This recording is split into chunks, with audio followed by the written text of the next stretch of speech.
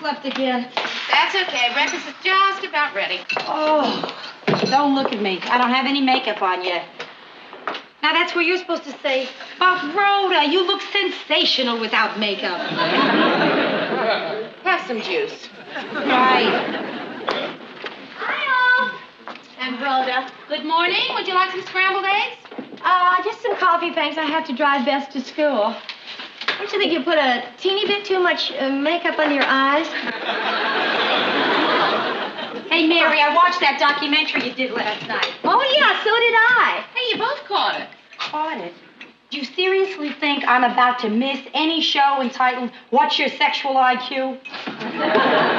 Well, what did anybody think? I thought it was informative, enlightening, and mature. Yeah. In other words, totally boring. Boring? You know, we didn't want to do that show in the first place. You didn't. Now, it was the station manager's idea to do something controversial, so we did it, and he said it was too controversial. So we ended up doing this non-controversial controversy show. Well, I got to admit, I switched to another channel. But I got a terrific talk show. They had on the woman who wrote The Sensuous Woman and the man who wrote The Sensuous Man. Unfortunately, I never did get to see the end of the show. They left together during a commercial. Well, my entire family watched Mary's show, and we found it very well done. Especially Bess. Bess watched What's Your Sexual I.Q? Phyllis, isn't she a little young? Well, Lars and I never censor what our little Bess watches on television. Of course, we always have on some documentary or special affairs program or such. Oh, this is true. I dropped by Phyllis's one day, and there she was, sitting watching a stimulating educational program. It involved this group of well-informed ladies guessing if there was a home freezer hidden behind a curtain. No, I do not recall the occasion. I'll have to ask someone, possibly my husband, a man. Come in. Hiya, Bess. Hiya, Mary. Well, I'm ready for school now, Phyllis. Good. Have a little respect for your mother, kid. Call her Aunt Phyllis. Oh, Aunt Mary, I wanted to stay awake during your program last night, but I'm sorry, I just couldn't. Oh, well, no, that's okay, sweetie. I tried, but Daddy's snoring kept making me sleepy. Good kid, good. Oh, well, we'll talk to you later. Come on. Hey, Rhoda, we better get a move on, if I'm going to drop you off at work. Well, I'll put my face on in the car. Rhoda, you're not going to pull that tricky adjusting the rear view mirror thing on me again, are you? You think you have it bad. You should hear the driver yell when I do it on the bus. Mary, you know what really, really bugged me about that show last night? What? It was that part where you had to, add up your score, your sexual IQ. Don't spread it around, but I got a 47.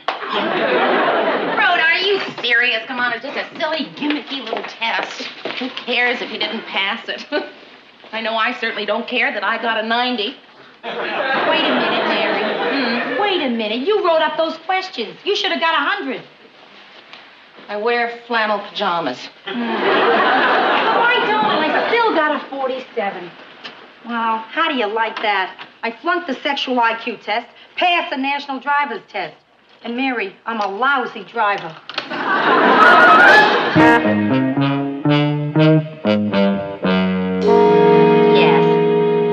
Yes.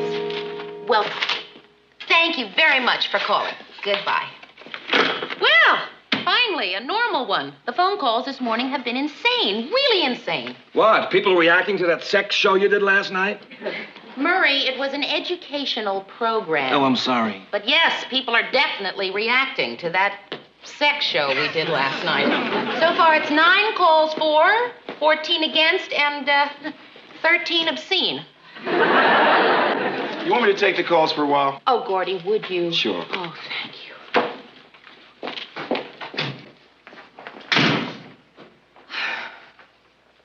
Did I ring? No, mister. It's just that it's crazy out there this morning, and I just need to take a break.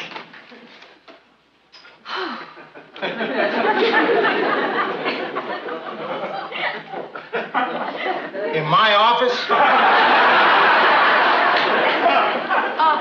Well, I guess that's a long enough stomach break. No, that's all right. That's all right. It's the price I must pay for being such a sweetheart. Just make yourself right at home. Can I perhaps get you a cup of coffee? No, Mr. Grant, I'll just be getting back now. Hey, I thought our show was pretty good last night. Oh, well, thank you, Mr. Grant. I did. Because I got an 88 on it. That's a very good score. I would have gotten 100, but I wear a flannel nightshirt. Yeah, that was the trick question. Mary! Caught your show last night. Where'd you do your research? You know what I mean about what I said? Where'd you do your research? Yes, I did, Ted. I got what you mean. Oh, yes. She didn't get what I mean. Do you get what I mean? Ted, everybody in the room got what you mean. Everybody in the United States of America got what you mean, and everybody thinks it's stupid. Everybody. I knew it'd go over your heads. Hello, newsroom. Yeah, this is Miss Richards speaking. Is it,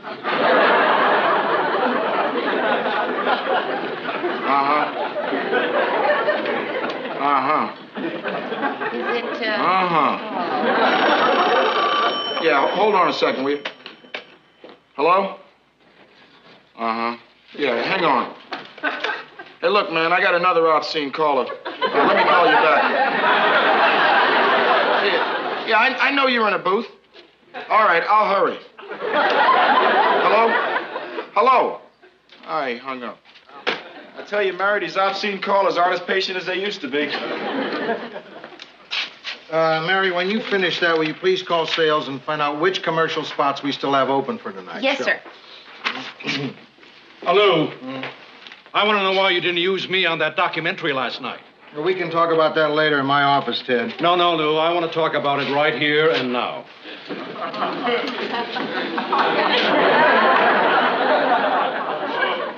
Right here and now? Right here and now, Lou.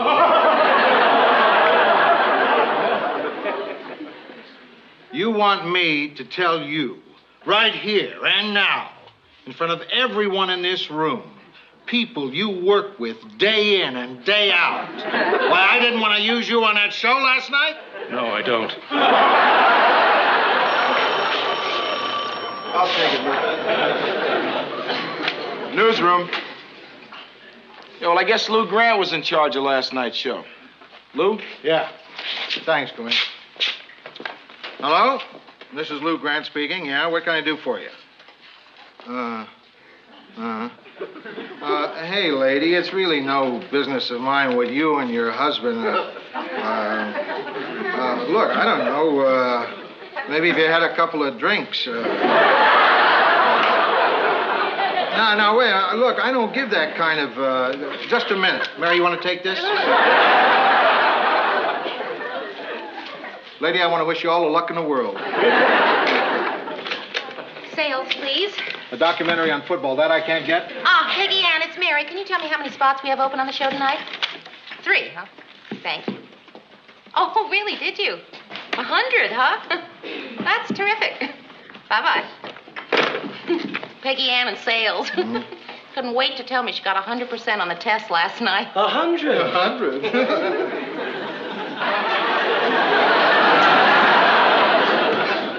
Say, Murray, if anyone asks for me, I'll be gone for a little while. I think I'll mosey up to sales and buy something. Wonder what they sell up there.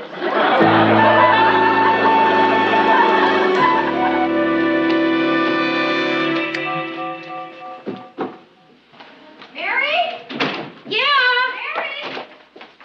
What happened today? I tried calling at the office and I couldn't get through. Oh, I'm sorry, Phil. It's just the phone calls were driving me crazy.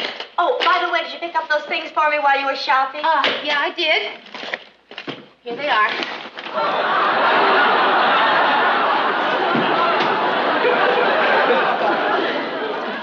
So, why couldn't I get you today? Well, I stopped answering the phone about 11 o'clock. You couldn't believe the weird calls in reaction to that show last night. Mary, would you mind if I change the subject for just a second? Oh, boy, Phil, I would love it. It's about the show last night. Phil. Well, Actually, I wouldn't have thought about it had it not been for the show. This is so hard to talk about. Oh, no, they've gotten my home number, too. No, go away. I'll get it. Hello? Oh. You're right. It is an obscene call. Oh. It's Rhoda. Hi. Yeah, come on down if you want. Bye. Honestly, Phyllis, the two of you are... Oh, Mary. We really like each other. We really do. Except as people. Anyhow, about this other thing, the problem is Bess. Bess? Well, she's growing up now, and Mary, I can barely look at you in the eye when I say this.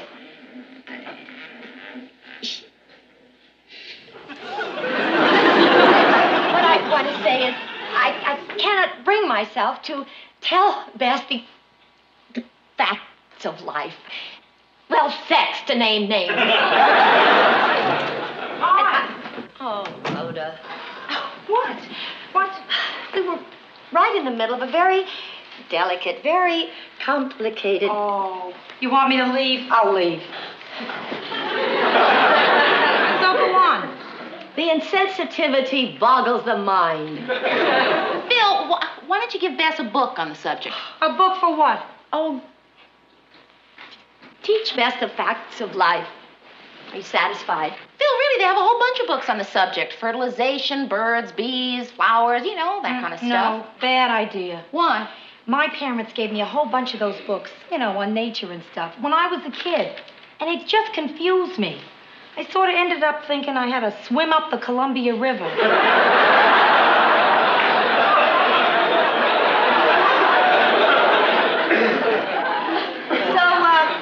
How did you finally learn? Oh. Well, never mind. Phil, if you can't bring yourself to tell Bess, why don't you have Lars do it? Lars? After all, well, he's a doctor. Oh, no. He'd probably just fall asleep.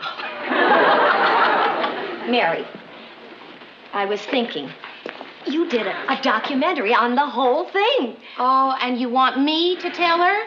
Oh, Phil, no, I don't think Oh, why not? Well, it's not my place. Mary, I don't want her to learn about it on the street. I could tell her. Thanks, but I don't think she needs to know quite that much. Mary. Oh, Phil. Oh, please. Oh. All right, I'll tell Thank her. you, Mary. I just hope I tell her the right way. Oh, don't worry about it. It's really easy. Well, then why don't you do it? Because handled incorrectly, it could affect my little Bess for the rest of her life.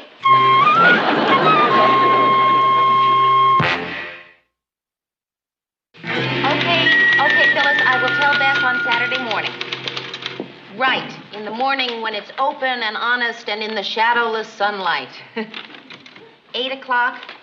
Phil, could we make it a little less open and honest? I like to sleep late on Saturday. How about 10?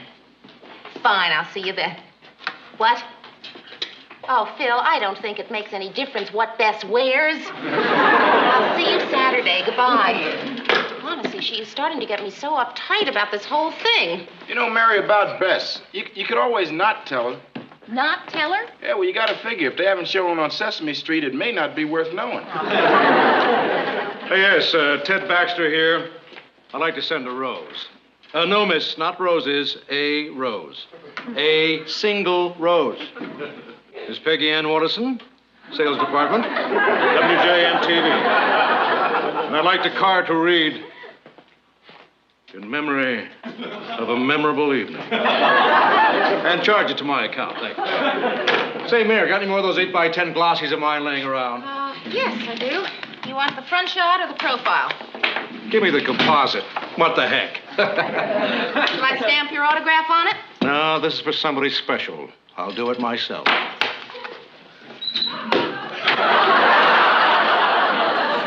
Murray, wouldn't you think a parent could tell her own child the facts of life? I never thought I would have to do it until it was my child. Oh, Mary, don't let it worry you. It's really nothing. Yeah, he's right. It's no big deal. Like with us and our kid. Now, we decided to tell him early, before he got any wrong ideas.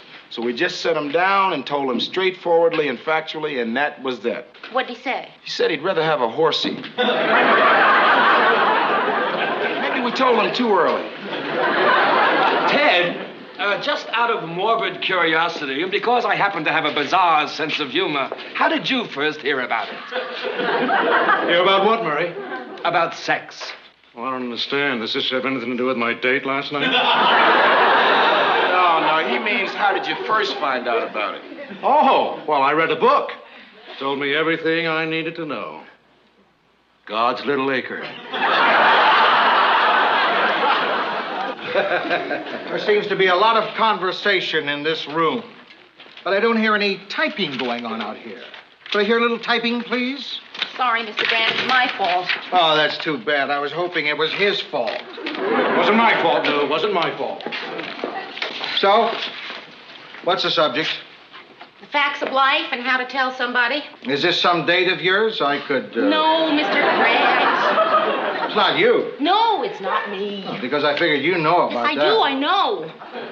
It's a little girl that I know, and... Mr. Grant, you've got 3 daughters. How'd you handle it?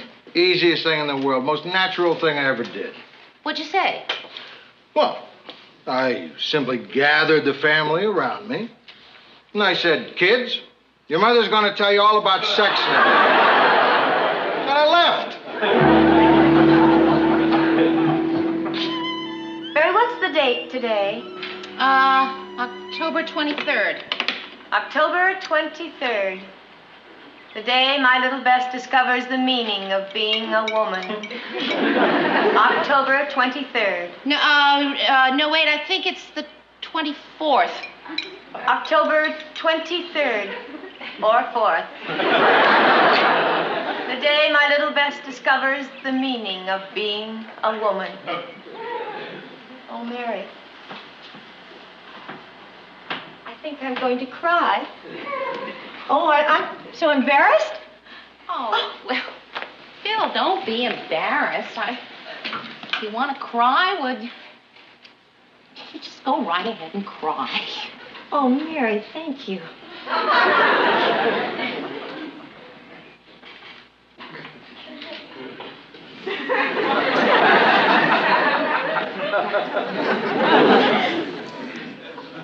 Well, look, Phil, don't feel called upon to cry. You know, just there for you to do if you care to.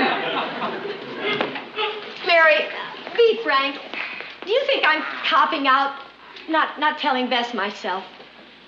Yes, but, Phil, if you can't tell her, then you just can't tell her. Good morning, team. Has everybody got their birds and bees sweatshirts on today? Rhoda. Oh, relax. Don't worry, Phyllis. I'm not going to say anything. I'm just auditing this course. Hi, Aunt Mary. Hi, Bess. Well, it's October 23rd or 4th. The day I go shopping.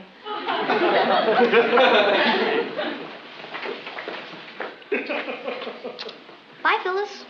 Goodbye, Bess. Goodbye, Phyllis.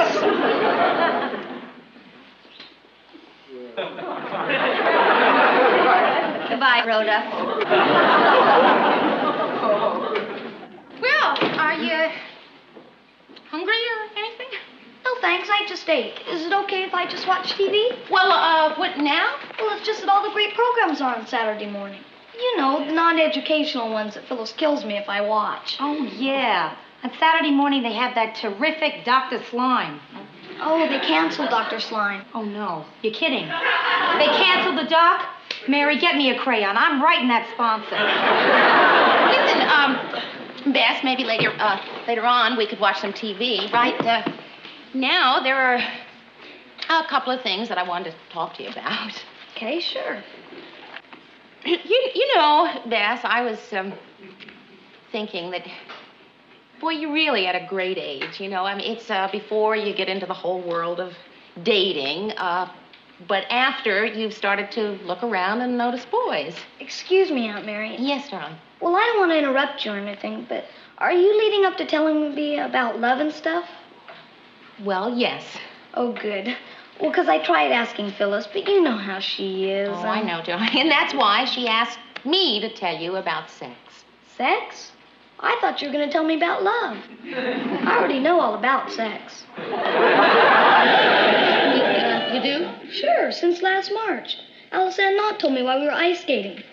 First, I didn't believe her, but Stephanie Weitzer backed her up. So we all talked it over and took a vote on it and voted it was true. Oh, I'm so glad. For its sake. Well, are there any questions? Well, sex I know about. But the whole thing about love, well, that I gotta know. 'Cause of Howie. The boy I go with, Howie. He's captain of the 8th grade Raiders, and he's the smartest boy in our whole class. He shaves once a week. Really cute. She married? Sorry, force a habit. Well, anyways, Aunt Mary, he loves me, but, well, the thing is, I don't know if I want to love him back or not. Well, Bess, you don't have to love him back if you don't feel it. Well, I kind of feel it, but... What?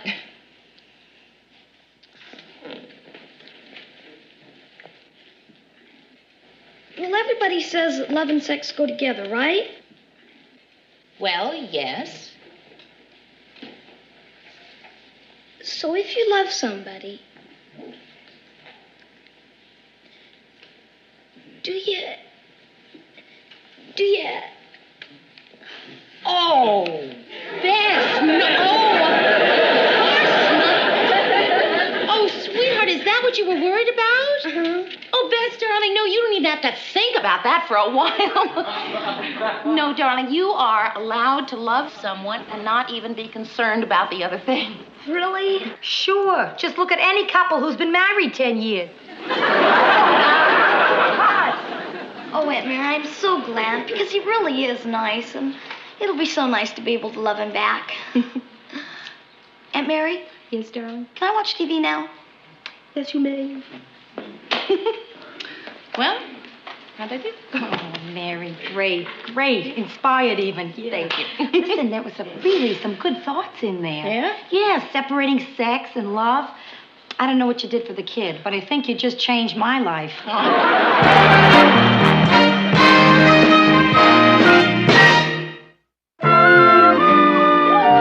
Mary? Hi. Mary, how did it go? It went fine. Just fine. It wasn't traumatic for her or anything? No, Phyllis. I think Bess has a very nice picture of the whole thing. Oh, good. Oh, I think I'll go tell her myself now. Phil! She already knows. Oh, I know, but now that the ice has been broken, I think it would be a nice memory for her to hear it from her very own mother. Whatever you think is best. I know exactly what I'm going to say. I'm going to make it sound beautiful and spiritual and ethereal. I'll make it sound almost true.